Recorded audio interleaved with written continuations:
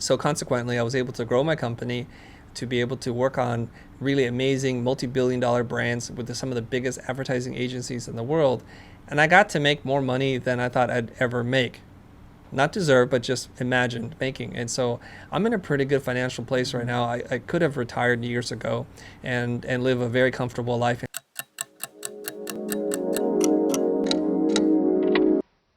What is up, you guys, and welcome back to another Fire podcast. And today we have the Chris Do over here. Number one, guys, you guys need to understand that when I shot this guy a message, I did not expect this podcast to ever happen. But look where we are. It's my 4 a.m. It's just 4 p.m. But we're making this happen. We're making greatness happen over here. So we've got the Chris Do over here. Chris Do is an Emmy award-winning designer, and he's also an entrepreneur who teaches creative individuals and other people all across the world techniques on how to sell, how to negotiate with clients, how to deal with them, and his story is overall just inspiring. So Chris, let us know, give us like a brief introduction about yourself, and then we can just go off of there. Sure. Well, thanks for having me on the show. I'm the founder of 2 companies. Originally, the Thanks, first buddy. company I founded was in 1995 called Blind, a motion design firm.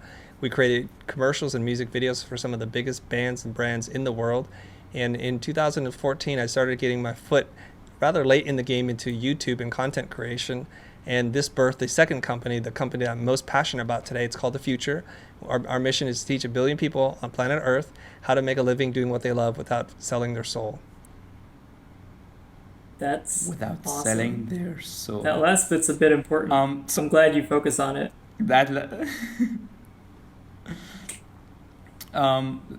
Speaking of sales, by the way, let's just go off of that.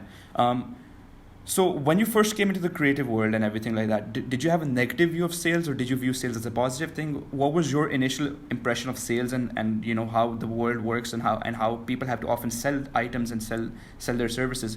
What was your initial view, and then how did you end up changing that if it was a negative view? Yeah, I don't think I even knew what sales was. I thought very foolishly, like most creative people, that having a portfolio of work that was good was going to be enough for me to get work. I didn't understand about marketing, about lead generation, about qualifying prospects, about onboarding. I didn't know any of this, and this was like a rude awakening when I started my company in 1995. So there's no surprise here. Finding clients was actually very, very difficult. And I had to grow up really fast and get my business skills up to speed. Otherwise, I would be out of business. And over the years, I've learned to develop these skills internally instead of hiring other people to do it, because for a long period of time, for over 10 years, I had external sales reps that got us leads. I hired executive producers who did all the calls for the new business, and I was put on to win the business. But that's the only aspect that I was dealing with. So later on in my career, I would say in the next, 10 years after having started, I started to pick up certain rhythms and patterns about how to talk to clients. I hired a business coach in that time, and I worked with him for over 10 years. And he taught me how to talk to clients, how to extract what it is that they're looking for, and to help me ease myself into that place where I could feel comfortable and confident to speak about business. I see. So you would say that having a mentor or a coach is very, very important if you want to accelerate your growth in business. Is that what you would say? I don't think so. I don't think you have to have a mentor. You have to have the desire to learn something, and then you have to follow through with action. If you learn well through books, videos, courses, workshops, through a teacher, through school, or through a mentor, it's up to you. It's just you have to have the desire to learn, and where you learn is up to you. Yeah, I see. That's Someone really piggyback bold off coming that. from someone who is, without a doubt, a mentor to tons of people. You can't say that without really believing it. So that's something to admire right there.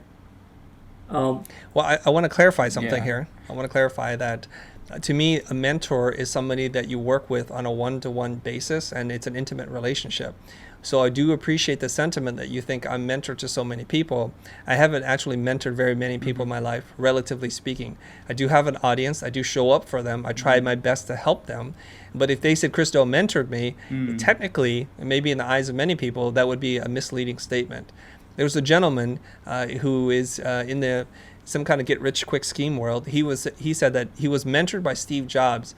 And he was interviewed on this, and he was challenged on it. He said, "Did you actually work with Steve Jobs?" And the answer was no. He had one conversation with Steve Jobs, and he read his books, and he watched his videos or whatever. And he said, "In a way, I felt like Steve Jobs mentored me."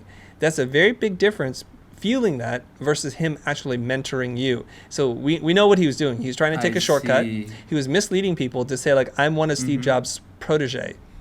And that's not true. In my life, I maybe have mentored maybe less than 20 people. That's still a lot of people, without a doubt. Do you plan on mentoring more people? That's what I want to ask. Do you plan on mentoring more people as you go on, or do you just want to cap it at a very few number? Like, what's your plan? Okay, so again, mentoring for me, so 1-to-1. I'm trading time. I'm giving up my time. We clarified that. And I don't have a lot of time to give, so my goal is to mentor as few people as possible at this point. And to be the teacher, to reach this billion-person goal of students, and then what I need to do is to figure out a way to teach and exchange a very finite amount of time to impact the most amount of people that I can. That is interesting.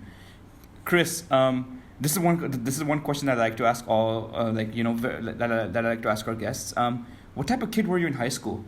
Like Chris Do, how was he like in high school? What were his personality traits? And when you look back, did you expect that kid to be in a position that he is in today? No, absolutely not. Who was I in high school? I was a very introverted, shy person. I had a hard time making eye contact with people. I had a hard time speaking because I was not confident. English is not my first language, so being in front of a camera, talking to people in real time and reacting the way that I am today would be the farthest thing away from my mind. I was an above average student, but not an excellent student. I did not apply myself to the things that I did.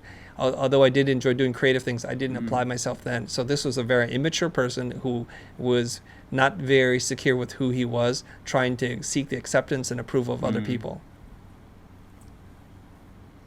Interesting. Wow. Interesting. And where do you think that shift came? Where do you think that shift towards the positive end of things came? Was it after college? Was it when you started your own business? Where did you see that shift actually start to come? The shift came, I think, mostly in college when I found something that I loved to do, something that I could pour my heart and soul into. And the harder I worked at it, the better I got, and the more separation I got between myself and my peers, my fellow students. And so for the first time in my life, I felt like I was special because I could do something that was better than most people. That's really cool. It's always good when people find their drive, and it's always really nice to hear stories about that, because that's the honest story that most people need to hear, right? It's how to find that way to apply yourself. So that's good to hear from you. I do have a question that I'm dying to ask, because I think it's always interesting for people who work with others and try to start up their own businesses. I know you started a Blind as a design firm, and I know you've signed tons of amazing clients and worked with them, but what was one that you were really excited for or really passionate about, or one where you just took a step back and looked at where you were and you were like, wow? The project that I'm most excited about back in the day was working on a music video for a band called the Ravenettes, and it was a co-branded project with The Gap, a clothing retail company here in the United States, and they were paying us to work on a music video, and it was basically under this theme, the sound of color. And there were several colors, and they asked me, I guess I must have been early on in the selection process, they asked me, what color do you want? I said, give me black. I'll take black, and I'll work with that black and white. And we had a really great time doing this music video. And when you work with artists and clients who really give you free reign to do what you want, there's a lot of responsibility there. I know a lot of creatives ask for that kind of free reign, but when they accept everything you do, then you know if it doesn't work out and if the work isn't very good, you have nobody to blame but yourself. And so my entire team put their heart and soul into this project, and it's one of the projects I'm most proud of. Wow, that's awesome. And what year was this? Really nice. What year was this? When did this happen? I don't remember. I could look it up. Well, what decade was this? Just to get an idea of what the world was like. What decade? It's probably mid 2000s. Okay. I'll find out right now.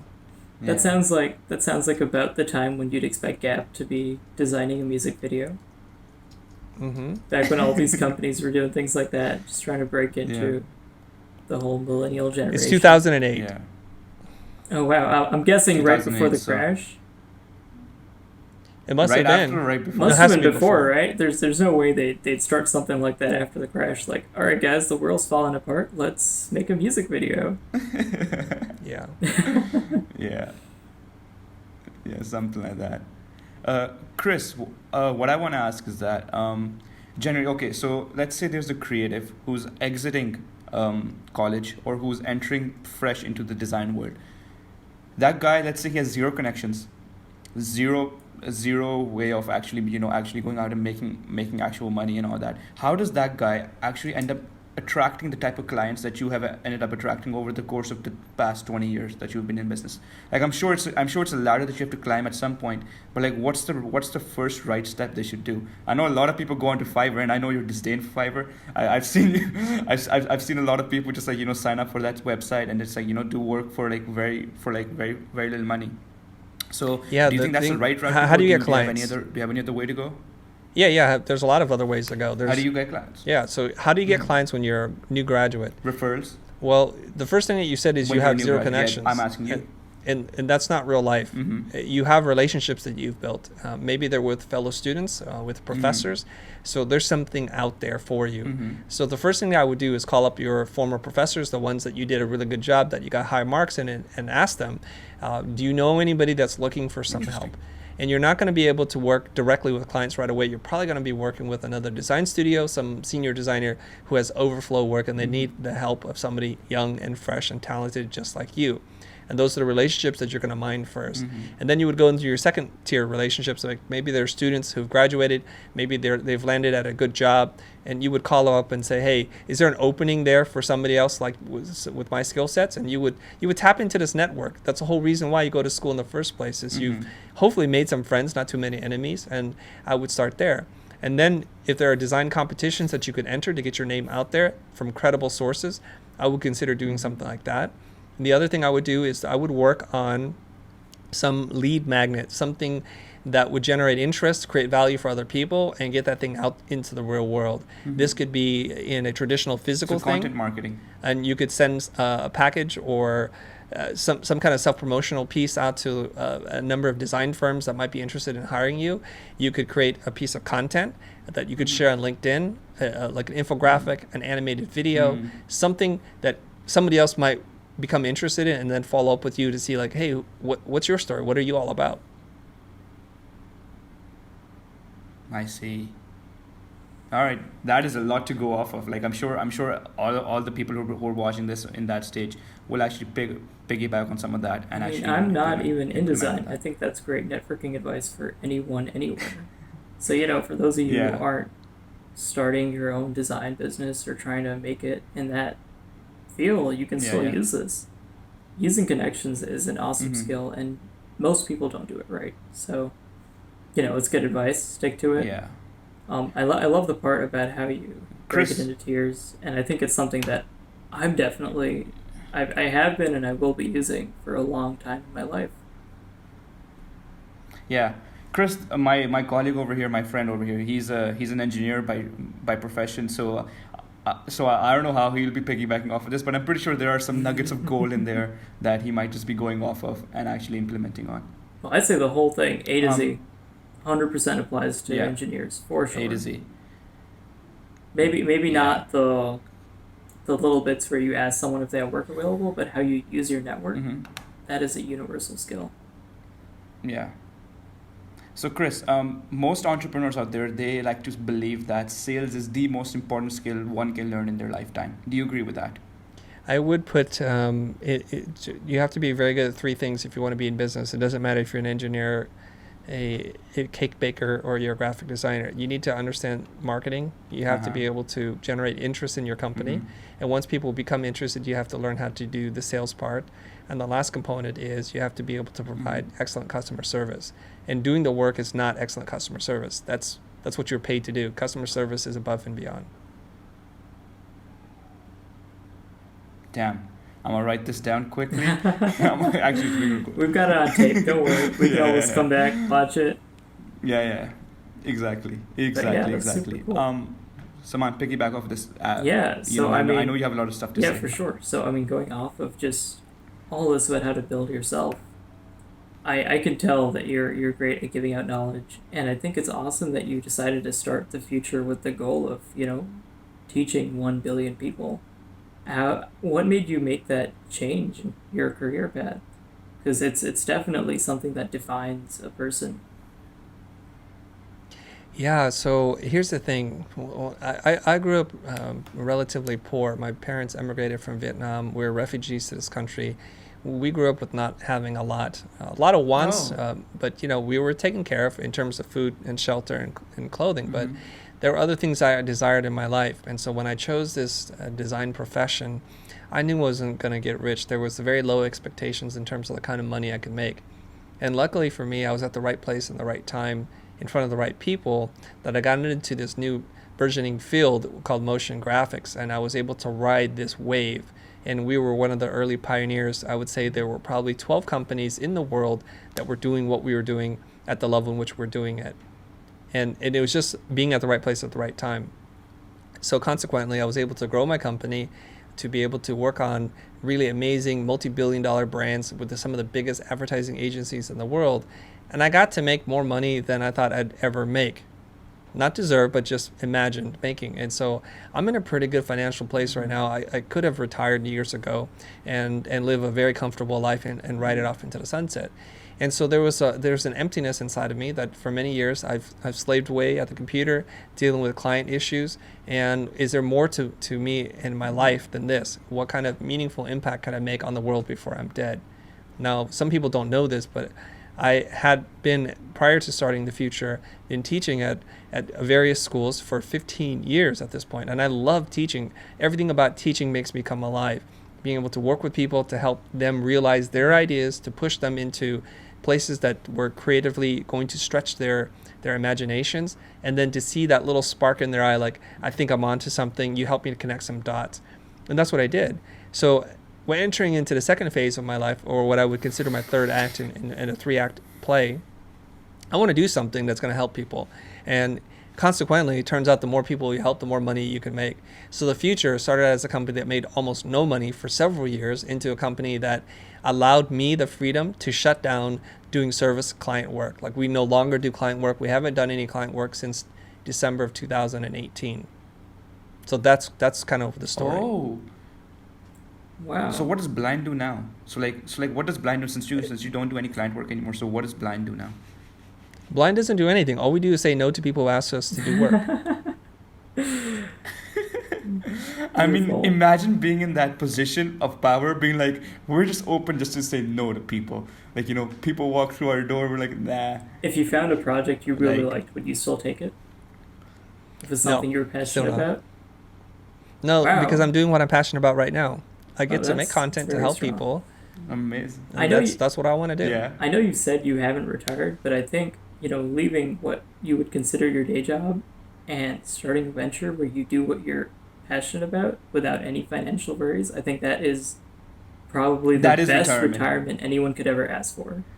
You get to be productive, but you also, as you say, you have to worry about things like clients and whatnot. So yeah, I'd say, like when I talk about retiring, I never have this idea of like sitting back and relaxing. I'm going to do something, like even if it's just opening up a small coffee shop where you get to like meet new people and kind of make like a small community center, something like that. That's what retirement should be. Exactly. Chris, what I want to ask you next is that I'm sure you get a lot of people, a lot of creative professionals, a lot of fresh graduates come up to you and I'm sure they're like, Chris, here's my portfolio, hire me. Chris, here's something over here, here's something I've made. What do you think of this? And you're like, okay, it's good, but like, and then they're like, okay, hire me. So like, what are your tips on getting hired or getting recognized by somebody who you idolize and end up working for them? Like, what are your tips, A to Z? What do you? Yeah, don't ask for anything. That would be my tip. My tip would be to offer to help them do something. Don't ask for anything. I mean, if you like somebody, if they're giving you a lot, why would you get in line and ask for more? It seems kind of selfish to me. And I was looking back in the relationships that I have with people today, and I'm going to make an example out of this. Many years ago, a young man reached out to me and he said, I've gotten so much value from watching your videos. I feel like a little guilty. What can I do to help you? And I don't typically do this, but there was something about this person. I looked at his face on social media. I'm like, what the heck? I'll call this person up. So I called him and said, I never do this, but tell me your story. What's going on with you? And I found out that he's a guy who's married, has a child, and is trying to figure out his life, but he's not making hardly any money. When we sat down and talked in that first conversation, I learned that he'd been working really hard and basically making less than minimum wage. And so I said, I want to help you, but I can't. And he was a little despondent when I said that. And he's like, why can't you help me? I said, you have no time. You're working all the time. So until you free up your time, I can't help you. And he said something which surprised me, which is, I will fire all my clients. Now, very few people that you talk to that you barely know, upon hearing some piece of advice from a relative stranger, that would be me, would then take that to heart and want to change. Yeah. And then I said, look, before you fire everybody, let me tell you how to do it. I told him how to do it, and then I forgot about him. A couple of days later, he called me, and it was a shock to my system because I totally forgot about this conversation. He said, I took your advice. I fired all my clients. And I said, so what happened?